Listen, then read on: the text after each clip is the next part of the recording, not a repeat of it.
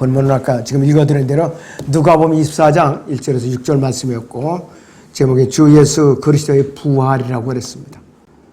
지금 일반 교회들은 새벽에 지역별로 모여서 아마 연합 예배를 드렸을 거예요. 송파구는 송파구 각 구별로. 자, 그런데 이 부활주일의 교인들 사이에는 삶은 달걀에다 또 색칠까지 해가지고서 이제 전도한다 합시고 사람들 앞에 돌려줘요. 자, 그게 무슨 의미냐면은 삶은 달걀과 예수 그리스도의 부활과는 전혀 관계가 없어요. 삶을 달걀의 전통은 고대 바빌론 신비 종교에서 전해진 이교도들이 허황된 전통에 불과해요. 삶은 달걀에서 어떻게 예수 그리스도께서 사망 권세를 이기고 부활하시겠는가 하겠어요. 그래서 바른 교리들을 믿고 실행하는 지역교회나 신실한 그리스도인과는 전혀 관계없는 전통들이에요. 전혀 관계가 없어요. 또 주 예수 그리스도의 이름을 욕되게 하는 것이에요, 이것이. 자, 그렇게 할 수만 있다면은, 기왕이면은, 웬만하면은, 아주 순전하게 인공설에 안 비기고 천연산으로 키운 더 큰 그런 달걀에다가 삶아가지고서 색칠을 해서 돌리죠. 그렇다면은, 그러면 그 사람들이 더 칭찬을 받을 게 아니겠어요? 여러분들 전혀 관계가 없어요. 만약 그런 사람들이 혹시라도 달걀을 주면은 받아 먹어요. 괜찮아요. 기도하고 받아 먹으시라 할 거예요. 그건 죄가 안 돼요. 그런 거는. 음식이기 때문에. 자, 아담이 타락한 이후에 아무 소망이 없는 영원한 지옥 형벌의 저주 아래 놓여 있었던 인류에게 영생의 길을 열어주시기 위해서 하나님이신 예수 그리스도께서는 인간을 머물고 친히 이 땅에 찾아오셨죠. 갈보리 십자가 성경대로 죽으시고 장사되시다가 셋째 날에 살아나신 그 사건은 인류 역사상 가장 놀랍고도 아주 중요한 인류 역사상 최대의 뉴스예요. 뉴스 중에 뉴스. 하루에 온 세상에 실제적인 뉴스는 몇 개 안 된다고 그래요. 근데 지금은 수백 개, 수천 개도 넘는 뉴스가 공중파 방송, 언론, 신문, 매체를 통해서 인터넷, 카톡, SNS 뭐 이런 거를 통해 가지고 수도 없이 퍼지고 있어요. 그 중에서도 가짜 뉴스가 거의 90% 이상이에요. 이렇게 사람들을 오염시키고 있어요. 예수 그리스도께서 부활하신 빅 뉴스 이래로 참된 뉴스가 별로 없었다 이거예요. 전부 다 사람을 멸망으로 이끌어가는 그러한 뉴스만 여태까지 퍼져왔던 것이. 부활의 교리는 신약성경 아주 핵심 중에 핵심 교리예요. 신약에서 104번이나 언급이 되고 있어요. 불교의 창시자 석가모니도 죽었어요. 힌두교의 최고 신이 브라마도 죽었고 모슬림 창시자 마호메트도 죽었고 공산주의를 이제 세워놓은 칼 마르크스도 죽었죠. 그런데 무슨 차이점이 있는가? 이들은 다 무덤이 있어요. 무덤이 없으면은 미라를 해가지고서 기념관을 세워놓고 사람들이 숭배하게 만들어요. 무덤 대신에. 그 시체가 이 땅에 있는 거예요, 전부. 무덤에 묻히지 않은 거는 방부제 처리해갖고 썩지 않게 그렇게 미라로다가 숭배하게 만드는 거예요. 우상으로 숭배하게. 그런데 유일하게 예수 그리스도께서는 무덤이 없었어요. 이 땅에 뼈가루 하나 남기지 않고 그냥 승천하신 분이에요.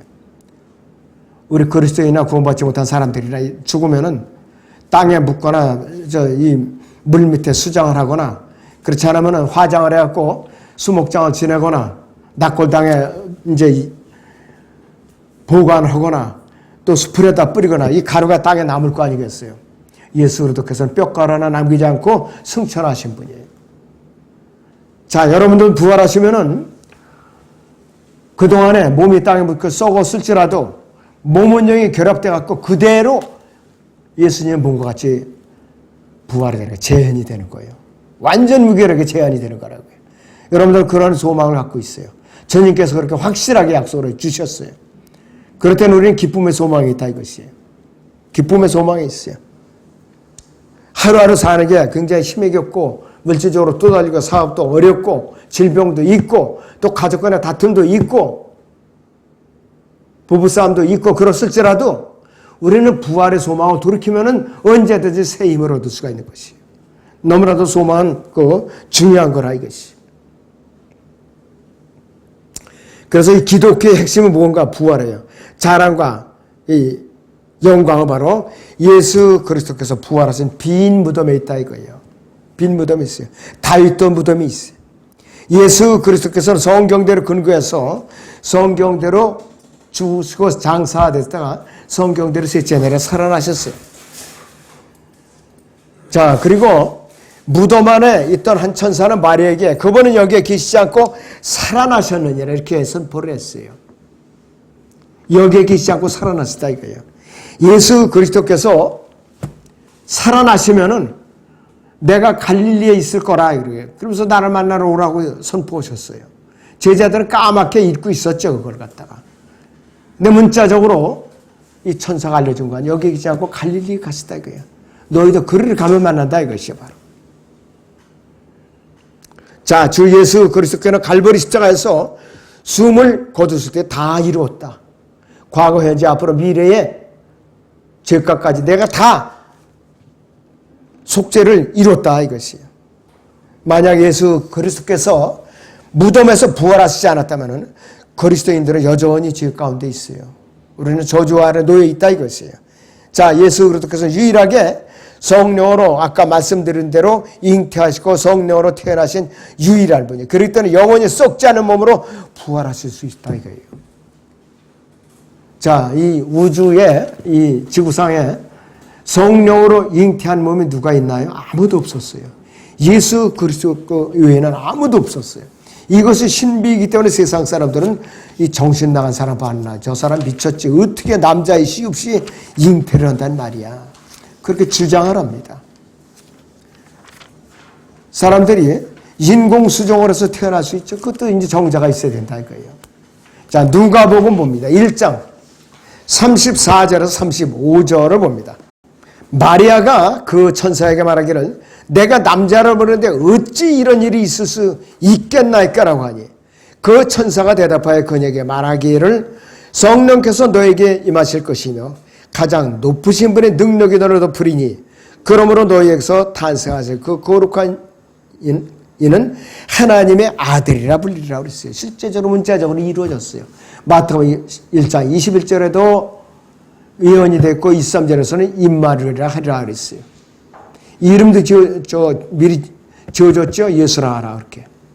자, 만약에 예수 그리스도께서 영원히 썩지 않는 몸으로 부활을 하시지 않으셨다면 우리 그리스도인들이라면 가장 1급 사기꾼들이 세상 가장 거짓말쟁이에요. 가장 불행한 사람들이.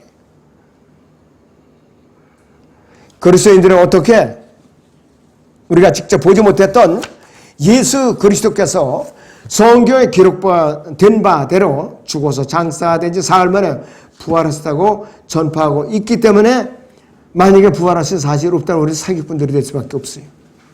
자, 예수 그리스도께서는 그러면 자신이 죽으셨다 사흘 만에 죽은 자 가운데서 부활하실 것을 미리 제자들에게 말씀을 하셨어요. 자, 마태복음 16장에 21절을 같이 보겠습니다.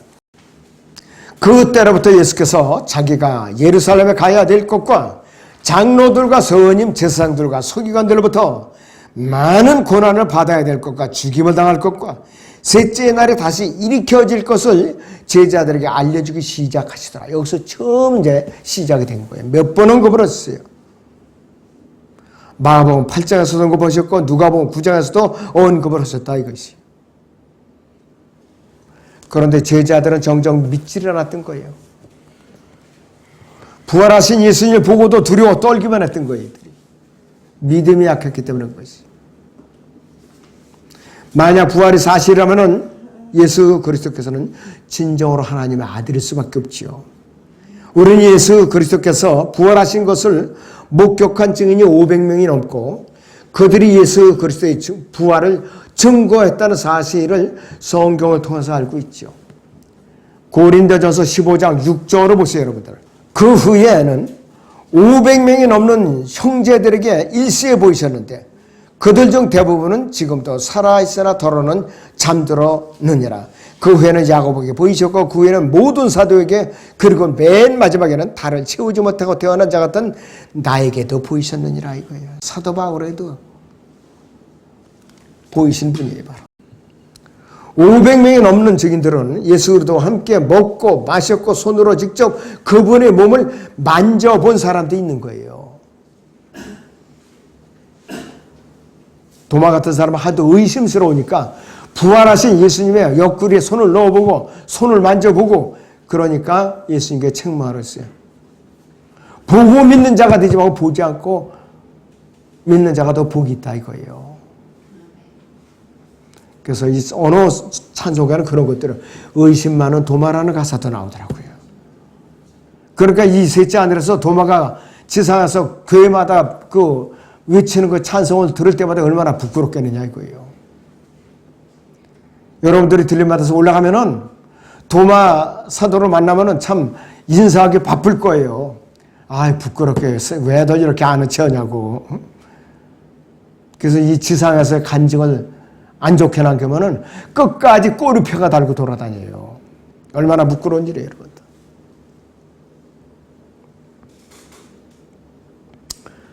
부활의 증거도 첫째는 빈 무덤이죠. 누가복음 24장 6절에서요. 그분은 여기에 계시지 않고 살아나셨느니라. 이렇게 무덤을 찾아온 사람들에 의해서 한 천사가 말을 했고 마태복음 28장 6절에서도 그분은 여기에 계시지 않고 말씀하셨던 대로 다시 살아나셨느니라. 와서 주께서 누우셨던 자를 보라 하고 말했어요. 자, 예수 그리스도를 따르고 섬겼던 여인들이 돌아가 보니 주 예수의 시체가 보이지 아니하였다고 말씀하고 있어요. 성경에 여러 곳에서 부활하신 예수 그리스도의 빈 무덤에 대해서 이렇게 증거하고 있어요. 무덤에 대해서. 본문 누가복음 24장 5절 6절에 보시면 두 천사가 무덤을 찾아온 사람들에게 그들이 무서워서 땅에 엎드려 있을 때에 두 사람이 말하기를 어찌하여 너희는 살아계신 분을 죽은 자들 가운데 찾고 있느냐. 그분은 여기에 계시지 않고 살아나셨느니라. 주께서 너희 갈릴리에 계셨을 때에 너희에게 어떻게 말씀하셨나 기억하라. 이렇게 일러주고 있어요. 제자들에게 말을 했잖아요. 미리 기억해놓은 걸로 제자들을 까맣게 잊어버리고 있었던 거예요. 부활의 증거 두 번째는 주 예수 그리스도가 부활하신 후에 그분과 직접적으로 대화를 한 사람들이 있었죠. 베드로도 그랬고 마리아도 대화를 했고 클레오파와 도마도 그랬고 엠마오로 가던 두 제자도 예수님과 부활하신 예수님과 직접 대화를 나누었어요. 자, 주 예수 그리스도께서는 그들과 함께 제자들과 먹고 마셨고 그들에게 자신의 상처를 보여주기도 하셨죠. 보여주기도 하셨어요. 자, 누가복음 24장 39절 40절을 보겠습니다. 나의 손과 나의 발을 보라. 바로 나니라. 나를 만지고 보라. 영은 살과 뼈가 없지만 너희가 보는 바와 같이 나는 있느니라고 하시고 이 말씀을 하신 후 자기 손과 발을 그들에게 보여주시더라 그랬습니다. 그러니까 그들이 부활한 몸을 만져본 거예요. 같이. 진짜인가 가짜인가 만져보셨다 이거예요. 자, 육신을 입고 이 땅에 오셨다가 성경대로 죽으시고 장사했다 셋째 날 살아나신 부활하신 하나님이신 예수님의 몸을 만졌던 사람들이에요. 얼마나 엄청난 복을 받은 사람들이냐 이것이에요. 또 한꺼번에 500명의 증인들에게 자신의 모습을 보여줬고 부활하시면 셋째 하늘로 돌아가서 하나님의 보좌 오른편에 지금 앉아 계셔요. 하나님의 보좌 오른편에 앉아 계셔요. 어떤 역할을 하느냐? 중보자로 서 계십니다. 우리를 위한 중보자. 우리가 자백할 때마다. 로마서 8장 34절이죠. 우리를 위한 속죄의 제사를 드려주는 대제사장으로서 계십니다. 히브리서 4장 14절이나 히브리서 8장 1절을 이렇게 말씀하고 있어요. 또 분께서는 요한일서 2장 1절에 우리를 위한 변호인으로 계셔요. 우리가 자백할 때마다 마귀가 우리를 고소할 때마다 변호인으로 계십니다. 자, 그리고 그분께서는 스테판이 순교를 당할 때 하나님의 보좌 오른편에 일어서 계셨어요. 그때 이 왕국 복음을 받아들였다면은 재림하시려고, 이 땅에 내려오시려고. 그러나 스테판을 돌로 쳐서 왕국 복음을 거부했기 때문에 다시 그분의 보좌에 앉으셨어요. 앉으셨다 이거예요. 그리고 교회의 시대가 연기되어 버리고 만 것이. 그리고 다마스커스로 그리스도인들을 체포하러 체포 영장을 발부받아 가지고 가는 사울에게도 나타났죠. 주여 당신은 누구니까? 그러니까 나는 네가 박해하는 예수라. 가시체를 걷어차는 것이 네게 고통이라 그랬어요. 여기서 사도 바울은 거꾸러졌어요.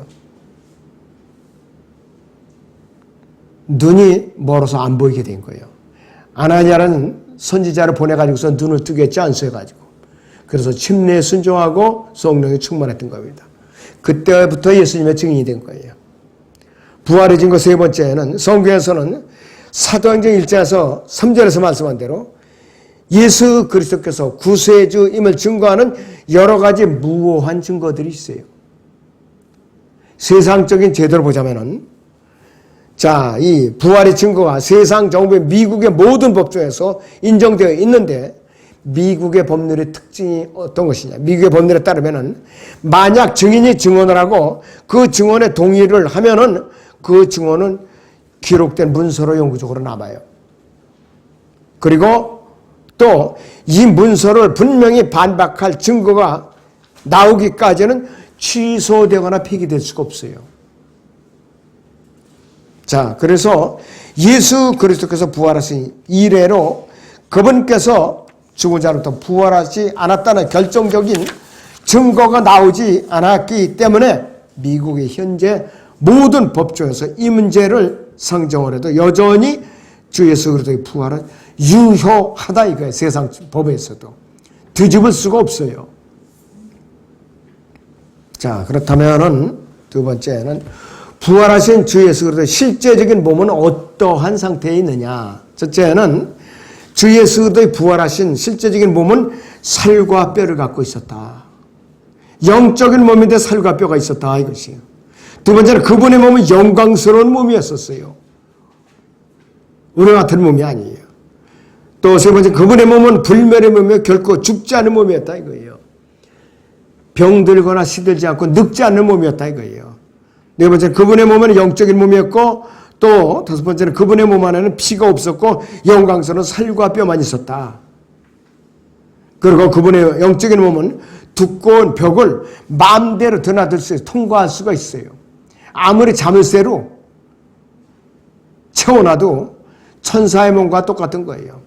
베드로가 감옥에 갇혔을 때에 착고에 채워가지고 쇠사슬에 묶여있고 감옥문이 굳게 자물쇠로 잡혀있고 이제 경비병이 지켰는데도 천사가 들어와서 감쪽같이 열어줬지요.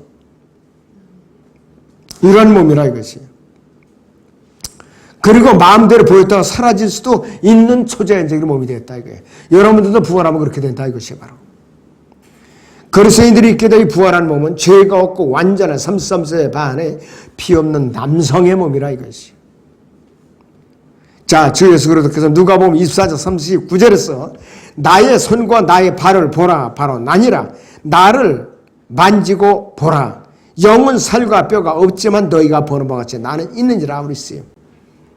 여기는 나중에 여러분들 돌아가시면은 영어 킹제임스 영어하고 대조해 보세요. 콤마 생략된 거니까 다 살려놨어요. 여기다가 세미콜론도 여기다 다 살려놨어요. 이 세미콜론은 무슨 의미가 있느냐?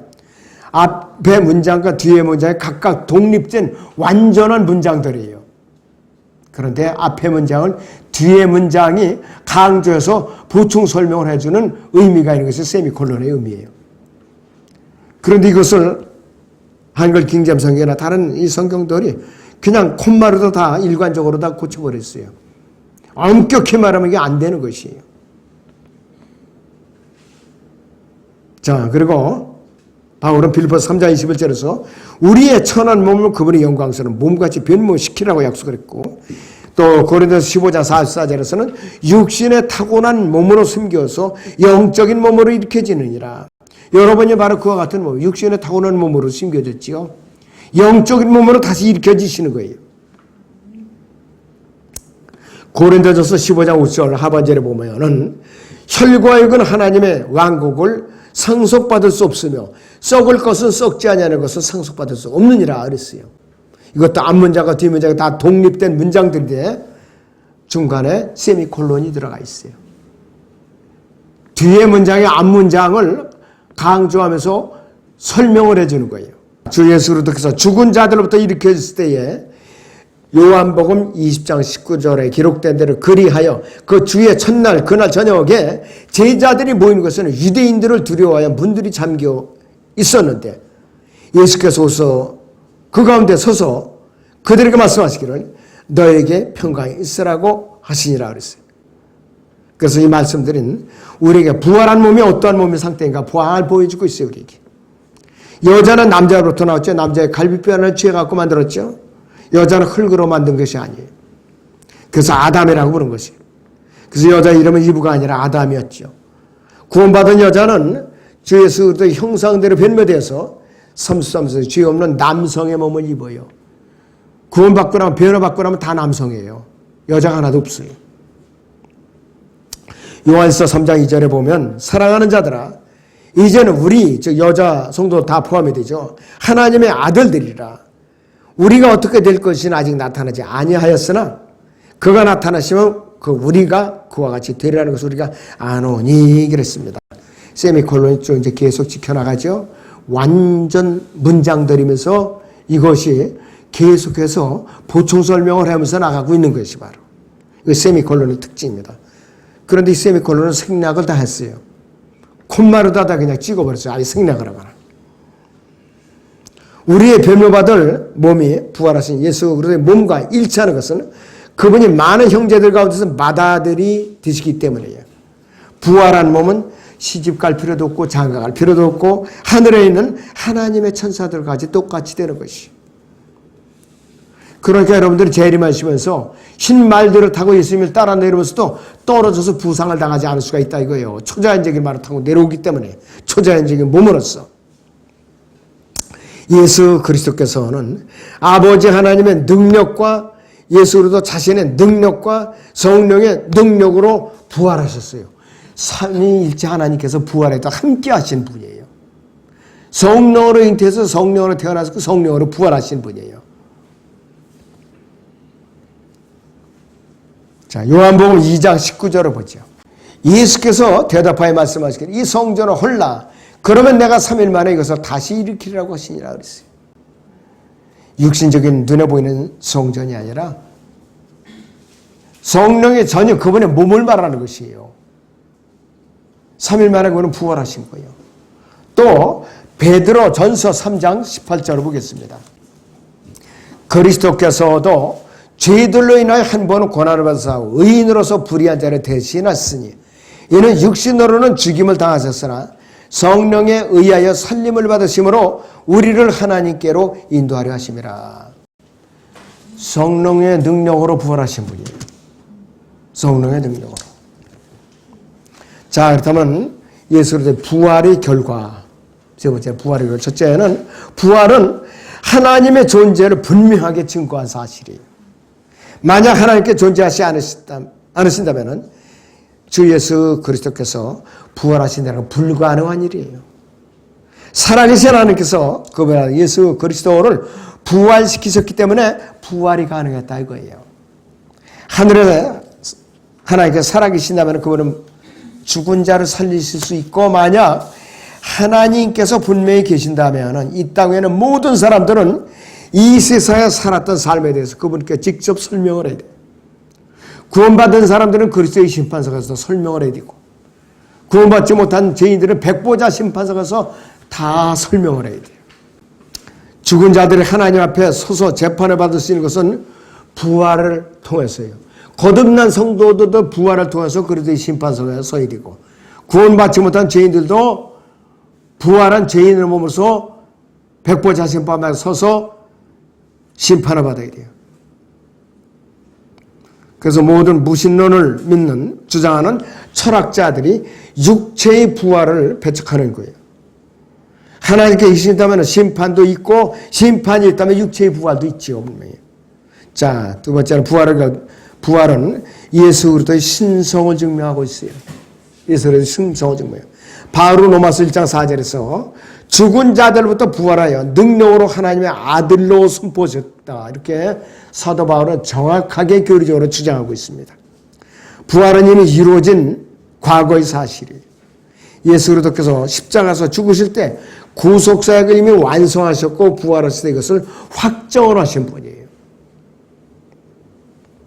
진정한 구원은 어떤 일을 이루리라는 것이 아니라 이미 이루었다는 사실에 근거로 두고 하고 있는 것이에요. 우리는 갈보리 십자가에서 구속사역을 완성해 놓은 것을 믿고 구원받은 사람들이에요.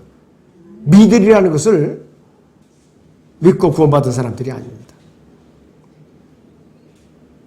행위로 지옥에 가려고 애쓰는 모든 사람들은 마치 셋째 하늘에 있는 낙원에 갈 것처럼 행세를 하지만 이들은 구원받을 수가 없어요. 단 1%도 구원받을 확률이 없어요. 인간은 스스로를 의롭게 되기 위해서 애쓰고 늘 하나님께서 행하신 일들을 정면으로 부인하고 있죠. 성경적 구원의 의미는 주인이 예수 그리스도께서 그 사람 자신을 대신해서 갈보리 십자가에서 대신 죄와 저주를 짊어지시고 죄값을 치르시고 죽으시고 장사되시고 사흘 만에 부활을 하셔서 구속사역을 완성하는 것은 복된 소식을 받아들이는 거예요. 성경 몇 장 몇 절 딱 끄집어서 그거를 못 되면 이거 구원이 아니야. 그게 아니에요.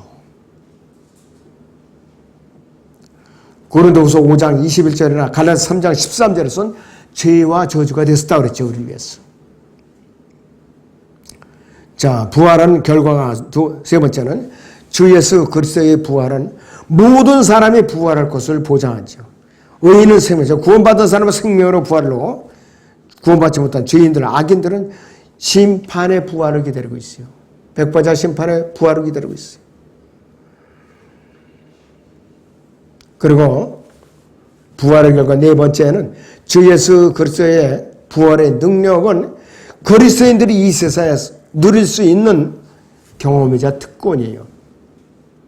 부활하신 예수 그리스도께서 우리의 각자의 몸 안에서 자신의 생명을 살려내심으로써 우리가 생명의 새로움 안에서 살게 되는 거예요. 성령의 능력으로 살게 되고 우리는 성령의 전이고 깨어지고 질그릇일지라도 성령의 전이라 이것이에요. 거기 고린도 후서 4장 7절을 같이 봅니다. 시작. 그러나 우리가 이 보물을 질그릇들에 가졌으니 이는 그 능력의 탁월하심이 하나님께 있는 것이지 우리에게 있는 것이 아님이라 이렇게 말씀을 하고 있어요. 성령께서는 주 예수 그리스도의 부활을 증거하고 나타내 보이시고 그리스도인들에게 다가올 영광과 소망을 주시고 또한 부활한 생명의 능력을 주시기 위해서 오신 분이에요. 여러분은 성령으로 인쳐 계시기 때문에 취소될 수가 없는 것이에요. 그래서 부활은 죽은 자들에게 영원한 생명을 주시는 주 예수의 능력이에요. 하나님과 우리 구주 예수 그리스도의 아버지께서는 그분의 능력의 말씀으로 모든 것들을 붙들고 계세요. 우주의 구성 요소 자체가 하나님의 말씀이신 예수 그리스도의 바로. 왜? 말씀으로 우주를 창조했기 때문에. 우리가 진정한 죽음의 정복자이고 온 우주의 정복자이신 주 예수 그리스도와 함께 하나님 앞으로 나간다면 승리는 바로 우리의 것이에요. 우리가 힘으로 이기는 것이 아니라 권력을 이기는 것이 아니라 우리는 믿음으로 세상을 이기는 것이에요. 믿음으로 이기는 것이에요. 자, 요한일서 5장 4절을 봅니다. 이는 하나님께로부터 태어난 자는 누구든지 세상을 이기기 때문이라. 세상을 이기는 승리는 이것이 우리의 믿음이라 했습니다. 예수께서 하나님의 아들이심을 믿는 자 외에 세상을 이기는 자가 누구냐? 그리스도인만이 세상을 이길 수가 있어요. 여러분만이 세상을 이길 수가 있어요. 총이나 탱크나 또 비행 폭격기 그런 게 아니에요. 우리는 믿음으로 이기게 되는 것이. 우리는 늘 승리편에 있죠. 패배할 수가 없어요. 교리적으로. 일시적으로 패배할 수 있지만은 마지막에 가서는 반드시 승리를 할 수밖에 없는 것이 그리스도인의 존재예요. 바로. 네, 기도하겠습니다.